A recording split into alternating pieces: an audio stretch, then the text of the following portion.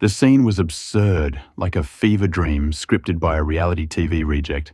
My dad, Tom Bennett, sprawled face down on a stranger's lawn, arms bound behind his back with a cheap plastic zip tie, the kind you snag in bulk at Walmart. Looming over him was Valerie Grayson, decked out in a bedazzled compliance officer windbreaker, yelling, "You're under citizen's arrest for mailbox violations." And the wildest part? Dad was smiling, cool as a morning breeze, like being pinned by a suburban wannabe cop wasn't even the oddest thing that week. That's when I knew two things. Laurel Ridge had lost its collective mind, and Valerie had no clue she'd just tangled with a real sheriff. She thought she was the law. She was about to learn what law actually meant. I'd rolled into the neighborhood days earlier, my rusty Toyota wheezing from the drive, worn out from college and half thankful to crash at Dad's while I figured out life. He'd offered his roof, but conveniently skipped mentioning that Laurel Ridge, a quiet cul-de-sac of pastel homes and neat hedges, had morphed into a bizarre fiefdom under a woman with too much time and too many laminated clipboards. My first hint came via a note scrawled in blue ink, taped under my windshield wiper on a crumpled gas station receipt. No overnight street parking. Violators towed at owner's expense. HOA Code 4.7. Compliance initiated. Signed, Officer V. Grayson, Enforcement Division. It'd be creepy if it wasn't so ridiculous. Dad just chuckled when I showed him. "Valerie," he said, like that explained everything, then sipped his coffee and fiddled with his fishing gear. "She's not even on an HOA board. It dissolved years ago. She's enforcing her own made-up rules." I raised a brow. "And people let her?" He shrugged. "Most do." Next morning, a sharp whistle. Not a kid's game, but a drill sergeant's bark pierced the air, followed by a shout. "Unauthorized trash bins!" I peeked out and saw Valerie striding up our driveway, clipboard in hand, measuring tape clipped to her belt like she was inspecting a bunker. Mirrored sunglasses and a smirk suggested no one had defied her since the 80s. Dad was in the garage sorting 4th of July decorations, unfazed. Valerie rattled off violations.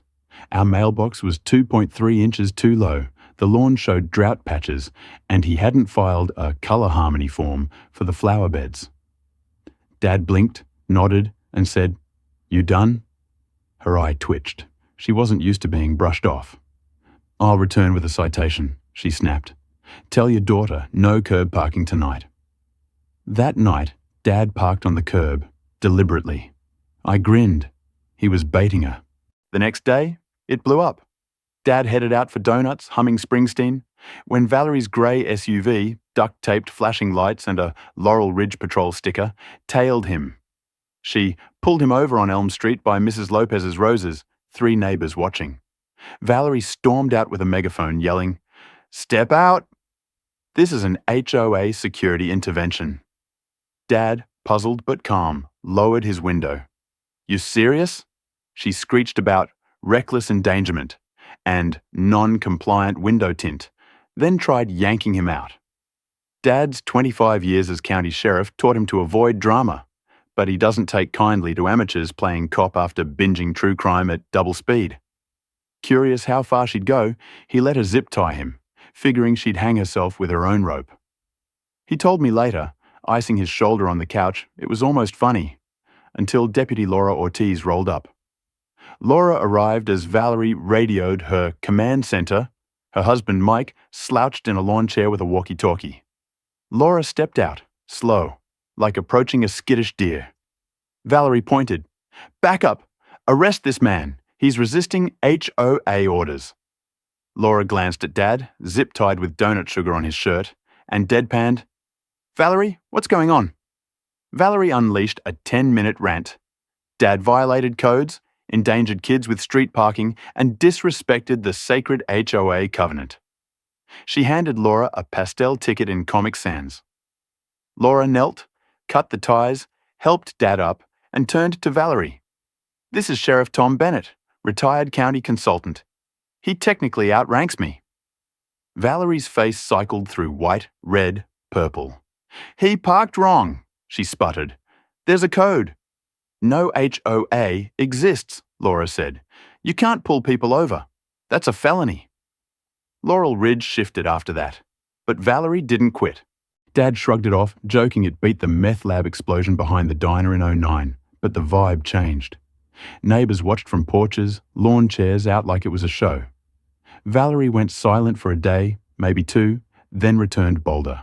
She wasn't just enforcing fake rules. She aimed to make Dad her villain. He had a zoning meeting that morning, semi-retired advisory stuff, grabbing his coffee and keys to his old Crown Vic, a relic with spotlights and gravitas. I watched him pull out. Valerie's SUV crept after him.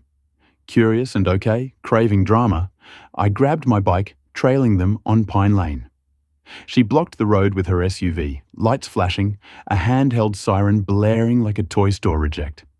Dad sat calmly, hands on the wheel. Valerie, sporting a Chief Enforcer badge, barked, "License and registration. You violate Code 12.6.1, Vehicular Aesthetic Failure." Dad asked, "What's that mean?" She ranted. The Crown Vic's cop-like paint and decals were provocative. "It looks like a cop car," Dad said. "Exactly," she crowed. "It disrupts visual harmony." Dad laughed. "You're impersonating an officer with stick-on lights. Talk about undue authority." Valerie snapped, ordering him out. Mike emerged, holding a painted Nerf gun, looking miserable. She shoved a civil infraction notice at Dad, cat-themed Etsy paper, I'd learn later, and tried fuzzy pink cuffs. She pushed him against the hood, not hard, but enough. "Comply with the tribunal," she yelled. Laura pulled up, stepping out fast. "Valerie, step back," she said. Valerie flailed. "He's a rogue, a code violator." "You assaulted him," Laura said. "That's jail time. Let go." Valerie hissed, "He's the chaos." Dad stood, cracking his neck. "I was sheriff here, you know." "Former sheriff," she spat. "You parked illegally," Laura intervened. "You've no authority. This is illegal." Dad added, "Impersonating an officer. Up to a year in jail. Lights, badges, cuffs." Valerie blinked, the facade cracking. Mike mumbled, "Let's go home. Build a birdhouse." She glared, stormed to her SUV, and drove off. No sirens. Laura took Dad's statement. I emerged from hiding. The neighborhood's phones buzzed. Videos hit Facebook, 17 shares, slow-mo edits. That night, Dad toasted neighborhood harmony with a beer. But I knew Valerie was plotting. The quiet was tense. Porch lights synced, bins lined up like troops. Flyers appeared. Neighborhood Harmony Task Force. Thursday. RSVP for location. Valerie's style. Caps, eagle watermark. Dad laughed. She's starting a beige cult. I RSVP'd as Jake Carter with a burner email. The meeting was in the community center basement, guarded by khaki-clad security with walkies and binders. I said, "Carter, Task Force," and entered a dim room. Valerie, in a blazer and tactical vest, stood by a projector. Mike slumped beside her.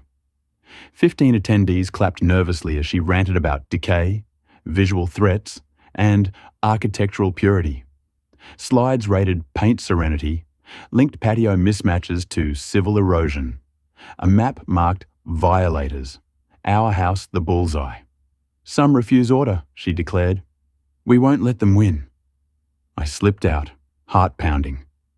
Valerie was a suburban warlord now. Dad shrugged when I told him. Let her play cult leader. She steps over, we drop the hammer. I wasn't so passive. Laura and I hatched a plan using Valerie's GoPro footage, borrowed by a neighbor, copied to USB. I edited 2 nights straight. Dramatic music, zooms on her wild eyes, slow-mo of her badge-waving, title card, Suburbia's Most Wanted. At her Unity Gala, bunting, catered snacks, self-awarded heroism medal, Laura and I crashed in borrowed tuxes. As Valerie, tiara gleaming, took the stage, I plugged in the USB. Laura stalled her. The video rolled, her rants, cuffs, "I'm the law." Gasps filled the room. Mike hid his face.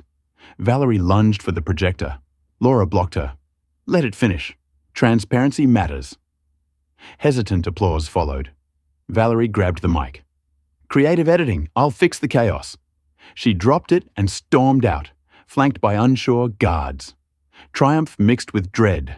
She saw herself as the hero. Lights stayed on that night. The group chat erupted. Some defended her. Most were stunned.